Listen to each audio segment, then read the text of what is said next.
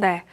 자, 지수는 파란불. 그런데 계속 추적하고 있는 종목은 멈추지 않고 올라가는 쪽이 많네요. 여기서는 어떤 판단이 필요할까요? 마감 앞두고 전략 디테일 세워보겠습니다. 마감 스포트 두 분 모십니다. 미래경제연구소 정태근 이사, 퍼스트프라임 리서치 이동근 대표 나와주셨습니다. 두 분 어서 오십시오. 네, 반갑습니다. 네, 반갑습니다. 자동차와 로봇의 콜라보레이션부터 저희는 종목 분석해봐야겠습니다. 그중에 가장 대표적인 성격을 갖고 있는 종목, 많은 종목들이 오늘 시장에서 부각되고 있는데요. 그 가운데 원조, HL, 만도 보겠습니다. 리레이팅 되어가면서 계속해서 양봉을 그려왔습니다. 조정 주면 살까 관심 종목에 넣어놨는데 그냥 바로 매수하지 않았다면 계속해서 언제 사지 고민하게 만드는 종목이기도 합니다. 자, 정태근 이사님께 바로 여쭐게요. 네. 보스턴 다이내믹스 액추에이터 납품, 이 부분과 함께 HL 만도에 대한 평가가 이제 로봇 쪽으로 묻게 되면서 네네. 오히려 지금 구간에 있어서는 더 멋져진 상황인 거죠. 차트적으로 본다면 주봉상 뚫어야 해줄 자리를 계속해서 큰 거래량과 함께 뚫어주면서 이 종목 이거 어디까지 가려나 우리를 테스트하고 있습니다. 문제는 사지 못했다. 근데 사고 싶다. 요거인 것 같아요. 네, 거기에 대한 길적 부분은 좀 이따 예. 대표님이 해주실 거고, 일단 어쨌든 뭐 자동차 부품에 로봇이 묻었다, 네. 이렇게 표현하는 게 좀 맞는 것 같아요. 최근에 그 업종에 AI만 묻으면 이제 가는 흐름들이 나왔었는데, 이제는 자동차 부품도 로봇이 묻게 되면서 이제 만년 저평가에서 벗어날 만한 그런 기대 요인이 나타났다 볼 수가 있을 것 같습니다. 일단 아시다시피 최근에 HL 만도라든지 현대모비스 같은 경우에 액추에이터 그리고 이제 로봇 모멘텀이 좀 부각이 되게 되면서 현재 상승 흐름이 나오고 있는 상황들인데, 이건 이제 아시겠지만은 현대차가 신사업에 이제 투자를 확대를 하게 되면서 그 중에서 아시겠지만 로봇에 또 투자를 한다라고 합니다. 그리고 아시겠지만 공장에 또 로봇을 투입할 예정이고요.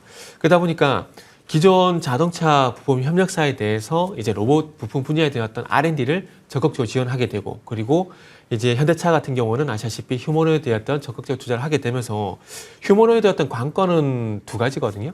일단 이족 보행 그리고 손동작.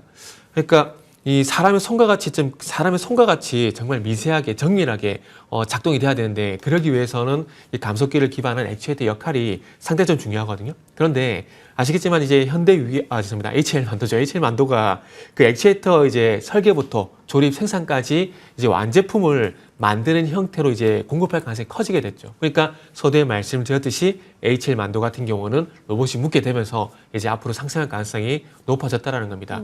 그리고 이제 뭐 현대차 그룹뿐만 아니라 앞으로 이제 글로벌 휴머노이드 업체로 쪽으로도 이제 잠재 고객사 확보하기 위해서 이제 잠재적인 어떤 그 고객사 발굴을 나서고 있는 상황들이기 때문에 고객사 다변화 이런 측면에서 보더라도 HL 만도에 좀 긍정적인 어떤 영향을 줄 만한 요인들이 나왔다고 볼 수 있을 것 같아요.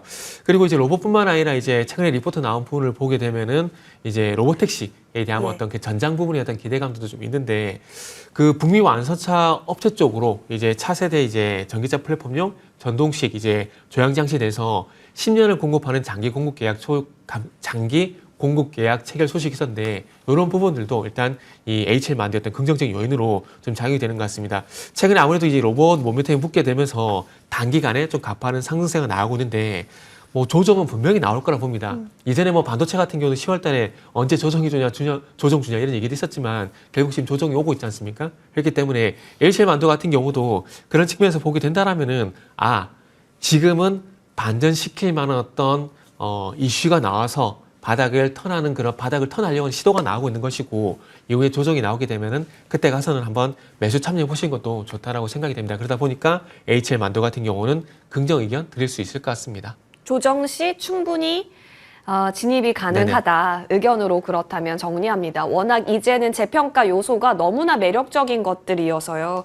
보스턴 다이내믹스 쪽에 있어서, 그리고 액추에이터라고 하는 키워드에 있어서는 어떤 나쁜 말을 할 수가 있을까요? 긍정의 의견으로 받아봤고, 그렇다면 문제는 타이밍이라고 한다면 가장 어려운 게 또 기술적 분석이지 않을까 싶은 생각은 있습니다. 대표님. 네. 뚫어가는 힘이 장난이 아니네요. 물론 꼬리를 달면서 계속 가요. 그러다 보니까 이게 장중에 어떠한 스탠스를 취해야 할까 우리에게 고민하게 하는 것 같아요. 일단 수적인 면에서 보면 특징적인 것들이 어제까지 기관이 11거래를 연속 순매수를 했어요. 네. 그러니까 또 뭐 조금 매수한 것도 아니고 상당히 많이 매수를 했습니다. 그러니까 상당히 이런 부분들이 지금 주가 상승에 가장 큰 조금 그 원동력이 된 것 같고요. 말씀하신 대로 사실 이제 현대차의 그 어떻게 보면 로봇 사업 밸류 체인에서 있어서 굉장히 중요한 역할을 할 수 있는 이제 그러한 기업이라고 할 수가 있을 것 같고, 뭐 저도 사실 HM만도에 대해서 긍정적이에요. 저도 네. 사실은 이제 어떻게 보면 이제 로봇에 대한 밸류에이션을 받을 수 있기 때문에 그 부분만 가지고도 주가의 상승을 설명할 수 있죠. 근데 그렇다면 자 얼마에 사야 되느냐? 저는 결론적으로 말씀드리면은 오늘은 관망이에요.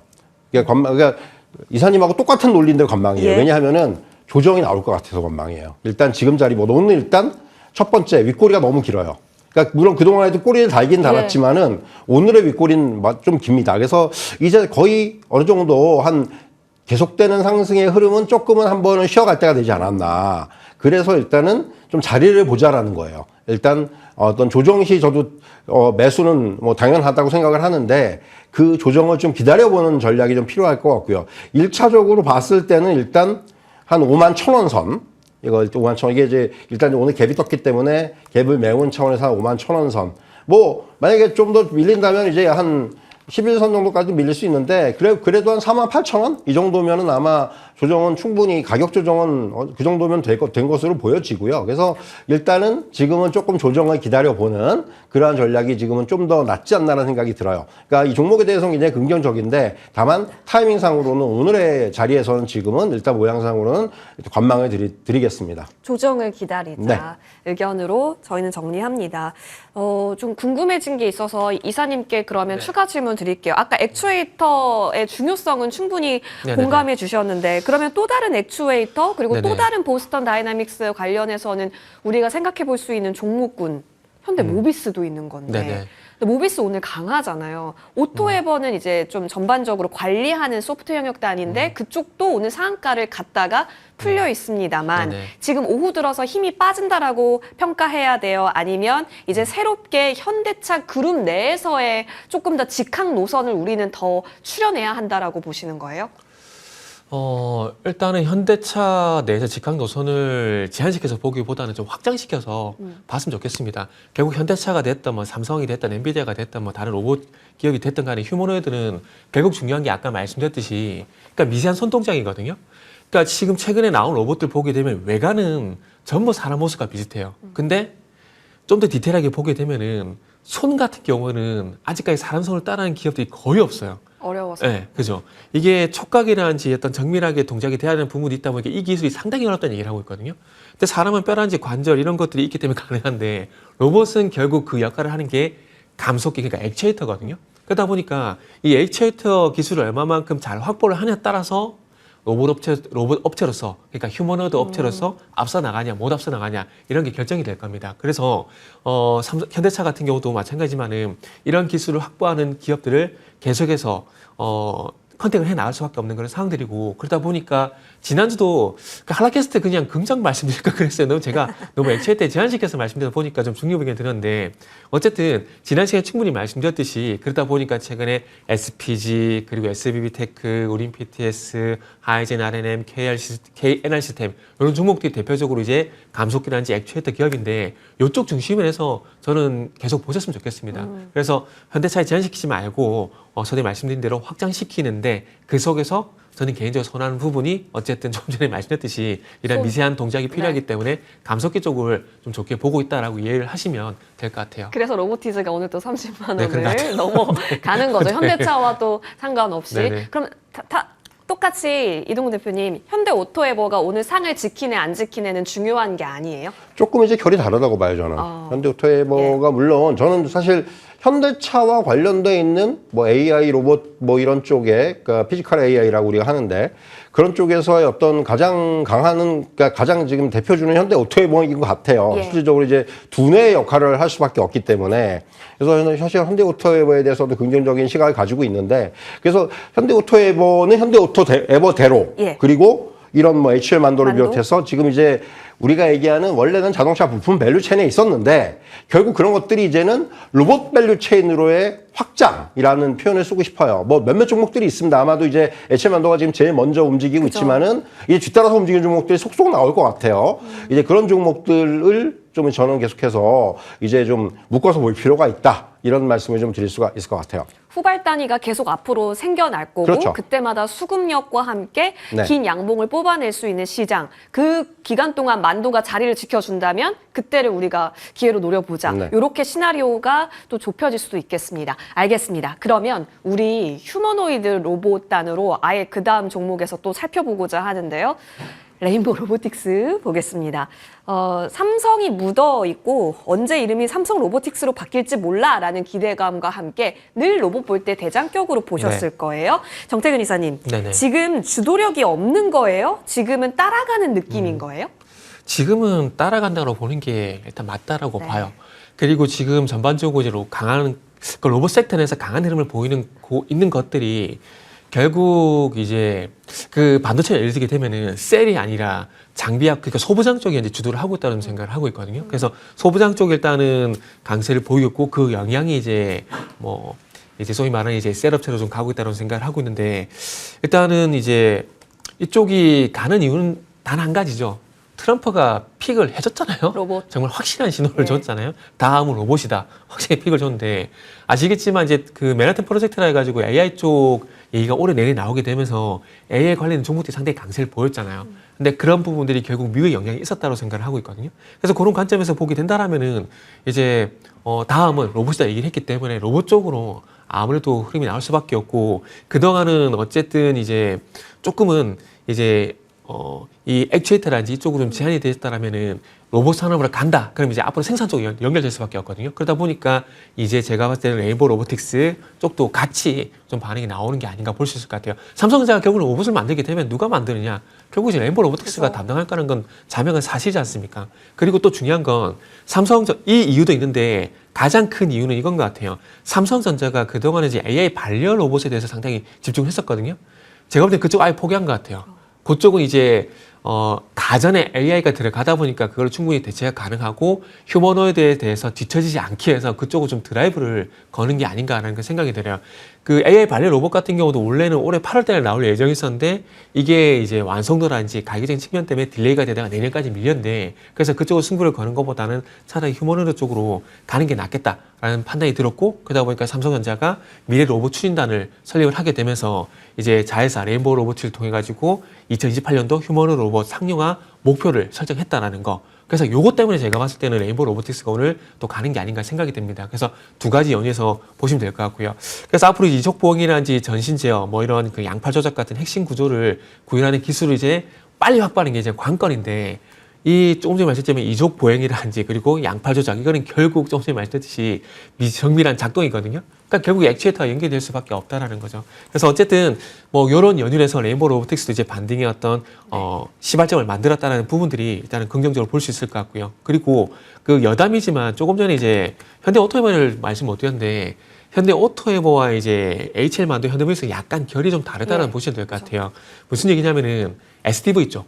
그러니까 현대차가 지금 자율주행 관련돼 가지고 계속해서 이제 그 테슬라 대비해서 늦을 수밖에 없는 이유가 아시겠지만 테슬라는 그동안에 이렇게 자율주행 구현을 하게 되면서 그게 따른 어떤 많은 데이터가 확보가 된 상황이거든요. 근데 현대차는 이제 엔비디아 쪽 GPU를 확보하게 되면서 그에 준하는 데이터를 확보할 수 있는 기반을 이제 만들어 가고 있는 상황이기 때문에 이 데이터를 만들어가는 그에 되면서 SDV 쪽으로 집중하게 됐을 때 현대 오토모바일가 수혜가 당연히 될 수밖에 없다는 부분들이죠. 그래서 현대모비스 그리고 이제 HL 만두 같은 경우는 휴머노이드 로봇 쪽으로 보는 게 맞는 것 같고 현대 오토모바일 같은 경우는 물론 로봇 쪽도 연결되는 부분이 있긴 하지만 그럼에도 불구하고 굳이 분리를 하자면은 SDV 쪽으로 보시는 게 일단 맞다라는 말씀을 좀 드리고 싶네요. 그러면 양대 모멘텀이니까 오늘 더 크게 간다 이렇게도 해석이 가능할지 싶긴 하고요. 잠재 주도력이 있는 상황이지만 그렇다고 우리가 배제할 건 아니다라는 관점에서 늘 꾸준하게 보자라는 겁니다. 로봇이 너무 볼 게 많아졌죠, 여러분. 자동차 부품까지 이제 로봇주다라고 하니까 선택지가 많아졌습니다. 그래서 주도력을 좀 여쭤봤었던 건데 지금은 감속기나 부품단이 오히려 좀 더 강한 시장이다 보니까 레인보우 로보틱스에 대한 기대하는 정도가 어느 정도일까 고민이 되실 것 같아요. 근데 주가는 전고를 향해 또 가고 있습니다. 시장에서 어느 정도 계속된 기대감, 뭐 트럼프발 모멘텀도 있겠지만요. 뚫고 갈 수 있다라고까지 시장이 바라보고 있을지도 궁금해요, 대표님. 기술적으로 보면은 일단 이게 이제 그 고점이 나왔을 때가 11월 4일이었습니다. 11월 4일 고점이 나왔고 최근에 단기 저점이 나온 게 11월 25일이에요. 불과 거래일로 따졌을 때 15일 만에 주가가 30%가 하락을 했어요. 그러니까 이게 굉장히 조정이 짧고 강하게 나왔어요. 그리고 지금 다시 거기서 되돌려가지고 다시 이제 정고점을 향하고 있는 거예요. 그러니까 네. 이 한 차례 그 등락이 나타났던 기간이 굉장히 짧아요. 불과 한 달 만에 지금 이 30%가 하락했다 다시 거의 원위치까지 온 거거든요. 예. 사실 그래서 굉장히 저는 이 뭐랄까 이 조정과 재상승의 기간이 굉장히 다이나믹하게 나타났다는 말씀 드리겠고, 바꿔 말씀드리면은 이 레인보우 로보틱스라는 종목의 에너지가 굉장히 강하다는 표현을 쓰고 싶어요. 보통 이렇게 나오는 경우들은 드물거든요. 조정이 보통 이제 한 30% 빠졌으면 거기 기간 조정이 나오거나 하는 그런 지지부진한 흐름이 나올 수가 있는데, 거기서 바로 되돌렸다라는 부분, 이게 굉장히 조금 에너지가 강하다는 걸 느낄 수 있겠고, 자, 저는 기술적으로 봤을 때 네. 오늘 관망을 드리는데, 왜 관망을 드리냐 하면은 차라리 정고점 뚫는 거 보고 사자예요. 한마디로 얘기해서 기술적으로. 50만 원. 예. 그러니까 정고점에서 부딪힐지 뚫을지를 지금 일단 확인을 하자라는 거예요. 만약에 못 뚫는다면 다시 부딪히고 다시 밀릴 수 있어요. 제가 보기에는. 왜냐하면 앞서 전례가 있기 때문에. 그래서 일단은 저는 지금보다는 차라리 고점 돌파를 보면서 매수. 그래서 오늘은 일단 관망입니다. 그러니까 고점 돌파 여부를 확인할 필요가 있다. 이렇게 정리해드리겠습니다.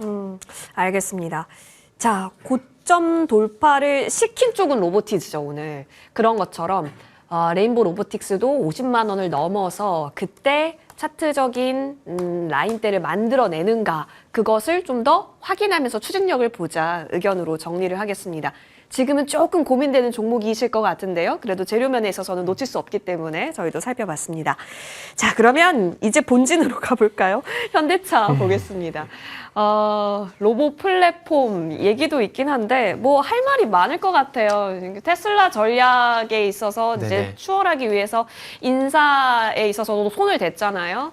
그러니까 옛날에 뭐 삼성전자가 옴니아 그거 포기하고 갤럭시 네. 기반으로 갈아탄 것처럼 현대차도 이제 GPU 기반으로 완전히 속도감을 붙여서 시장 잠식하겠다라는 의지를 내비쳤고, 그 중심에는 깐부치킨 때 우리한테 드러내줬던 네네. 피지컬 AI, 그리고 말씀해주신 SDV, 이런 것들이 깔려져 있습니다. 시장에서 원하는 거 이제 네네. 빛을 보기 시작했거든요. 30만 원까지 제한을 두고 보자라고 그쵸, 오방송에 화요일에 얘기했죠. 네네, 예, 그쵸. 오후에 쟁점 시간에 얘기했는데 지금 달라졌나요? 아니요, 똑같습니다. 똑같아요? 예, 똑같아요. 오.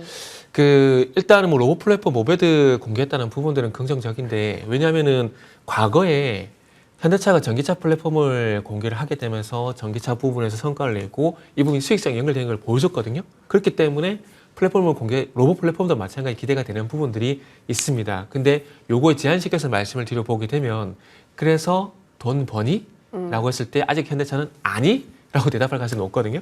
그렇기 때문에 만약에 현대차가 뭐 20캡 정도 되는 상황에서 저런 뉴스가 나왔다라면은 아마 오늘 로보티즈 같은 그런 급등이 나왔을까 생각합니다. 물론 6% 상승이 작은 건 아닙니다. 아니지만 비율을 하자면 그렇다라고 좀 이해를 해주시면 좋을 것 같아요.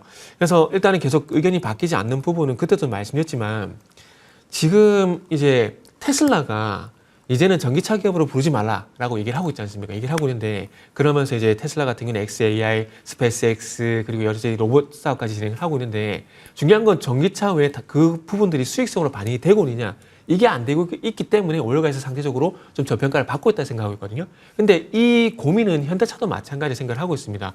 지금 완성차를 열심히 팔고 있는데, 그러니까 친환경차 포함한 완성차를 열심히 팔고 있는데, 그거 말고 삼성전자 반도체 말고 스마트폰이랑 캐시카고 있는 것처럼 현대차 로봇으로 캐시카고 역할을 하느냐? 아직까지 그건 아니라고 생각을 하고 있어요. 그러다 보니까 일단은 앞으로 어떤 가치 성장성은 긍정적이지만은 당장의 수익성이 나오지 않고 있다는 부분들 때문에 조금 시간이 필요하다는 말씀을 드릴 수가 있는 것들이죠. 그리고 이제 완성차 쪽으로 돌아오게 된다라면은, 그러면 이제 현대차 같은 경우에 이제 이번 주 들어와서 좀 이번 주 화요일이죠. 화요일부터 이제 강세를 보이고 있는 상황인데, 관세 소급 적용 요거 때문에 이제 강세를 보이고 있다 말씀드렸는데, 그러면서 일본의 금리 인상 가능성도 호재로 작용이 되고 있다고 말씀드렸는데 그때 충분히 말씀드렸듯이 그래서 그런 부분을 통해서 얼마만큼 이제 판매량이 증가하느냐 이런 부분들을 일단 보여줘야 된다라고 생각을 하고 있습니다. 그러나 지금 이제 올해 들어와서 상반기에 365만 대 그리고 3분기 때, 그러니까 1분기, 2분기 때 합쳐서 365만 대, 그리고 3분기 같은 경우는 현재 182만 대 정도 판매를 하고 있거든요. 그리고 10월 달, 그리고 11월 달 확인해 보게 되면 10월 달도, 이거는 현대차뿐만 아니라 현대차 그룹입니다. 현대차 기아하고 포함한 거예요. 10월 달 같은 경우는 61만 대, 또 11월 달 같은 경우도 61만 대거든요. 근데 지금 계속해서 월간으로 60만 대가 계속 유지가 되고 있다는 거죠. 그러면 올해 이제 연간 판매량을 보게 되면은 740만 대를 넘기가 쉽지 않다는 결론입니다. 그러면 2023년도 730만 대에서 놀랄만한 어떤 판매량을 보여준 건 아니기 때문에 현대차 같은 경우는 그런 의미에서 짧게 봐야 된다라는 생각이 들다 보니까 일단 30만 원까지 일단 봐야 된다. 그런 의견 때문에 중립이라는 의견을 드릴 수밖에 없을 것 같습니다. 그래서 앞으로 한번 지켜보자고요. 이런 내년에 가서 뭐 애랑 강세를 보이게 되면서 상대적인 수혜가 되면서 1월 달부터 뭐 놀라운 판매량이 나오게 된다. 그러면 제가 의견을 당연히 바뀔 수밖에 없겠죠. 하지만 그런 부분들이 아직 확인되지 않는 상황에서는 뭐 그 9월 달, 10월 달 삼성전자, 하이세아가 그랬던 것처럼 긴 관점에서 매수 의견을 드리기는 쉽지 않다고 봅니다. 그래서 짧게 보자는 관점에서 중립 의견을 드린 거고, 그리고 오늘 좋은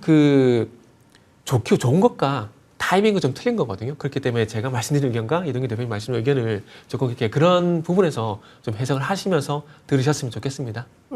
대형주로서 기대해야 되는 요인 중에 하나가 돈 버니 네네, 그렇죠. 이기 때문에 이런 판단이 나온 거다. 현대모비스, 현대오토에버와는 다른 성격으로 다른 결로 그러면 봐야죠. 지금 네네. 보고 계시는 거고, 차량 판매라고 하는 원래 본업적인 네네. 면에 있어서도 뒷받침 되는 것을 봐야 한다 의견, 관망으로 보셨습니다. 의견 달라진 게 없네요. 일단 30만 원까지 트라이는 충분히 가능하다라는 의견을 주신 바 있었는데요.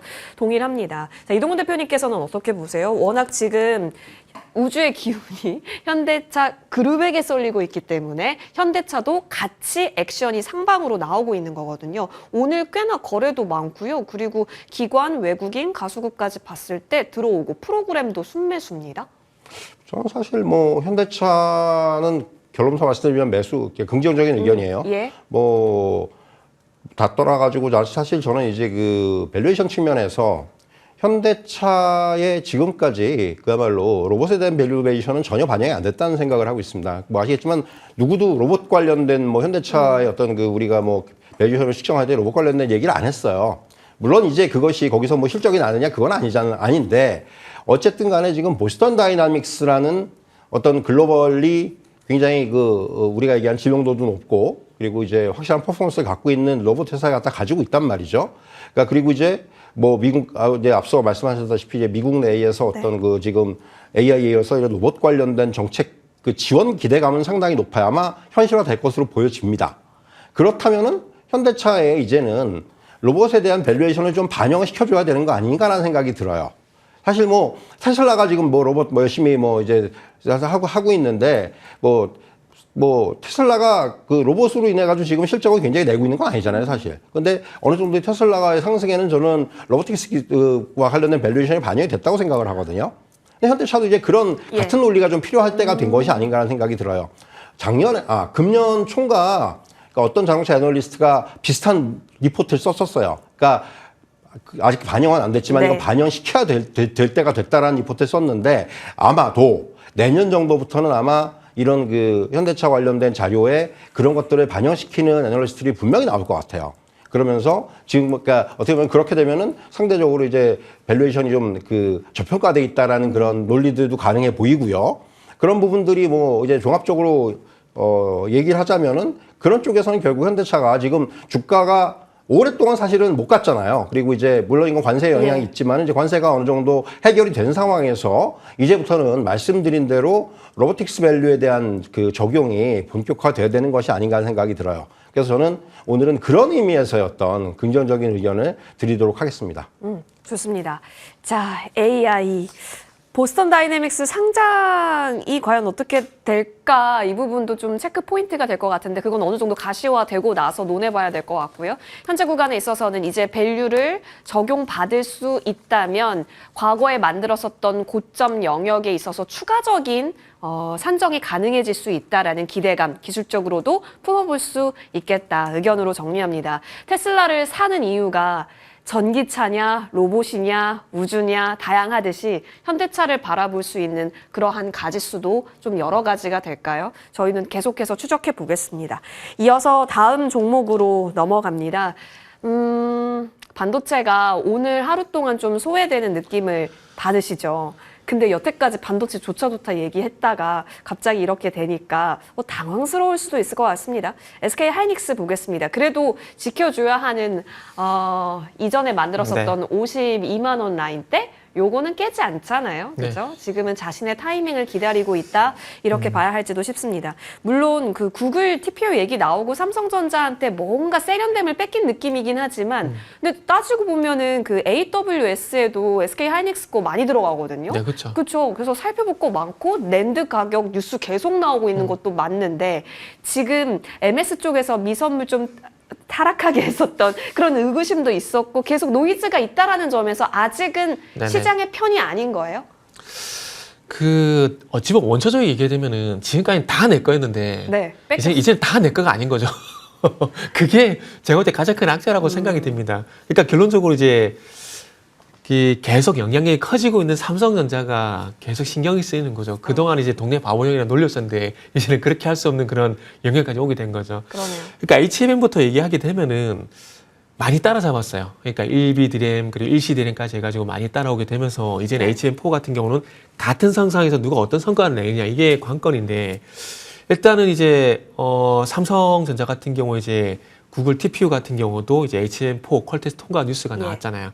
그러면서 이제 내년에 공급 물량을 완료가 된 상황이고 거기다가 뭐 조금 이르긴 하지만 이번 달 내에 엔비디아 쪽으로 들어가게 되는 이제 HBM4 같은 경우도 퀄테스트 승인 전망이 된 얘기가 나오고 있다는 거죠. 그러니까 결국 이게 지금까지는 엔비디아가 내 거였는데 이제 내 거가 아니라 이제 내 거가 조금씩 삼성전자는 동네 바보형한테 조금씩 계속 뺏기고 있다는 거죠. 그러다 보니까 하이닉스 같은 경우는 약간의 기분이 나쁠 수밖에 없는 그런 상황이다라고 좀 봐야 될 것 같습니다. 그리고 원초적 그 이전에 가보게 되면은 저는 이제 AI 거품론이라기보다는 AI 걱정론이라고 저는 말씀을 좀 드리고 싶은데 여기 이제 방송 나가서 저는 AI 걱정론이라는 얘기를 하고 있거든요.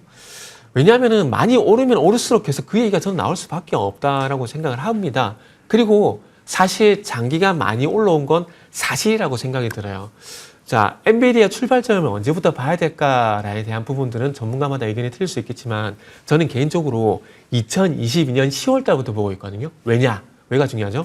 그때 당시 기억하실지 모르겠어요. 모건 스탠리가 빙하기가 끝나간다는 48페이지의 리포트를 냈거든요.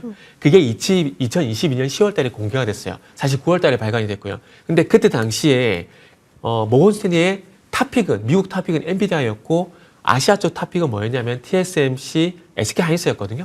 근데 시간 지나고 보니까 그게 맞았지 않습니까? 그러면 그때부터 엔비디아의 상승 출발점이 였다고 보게 되면 2022년 10월, 2023년, 2024년, 2025년 횟수로 4년 올라왔거든요.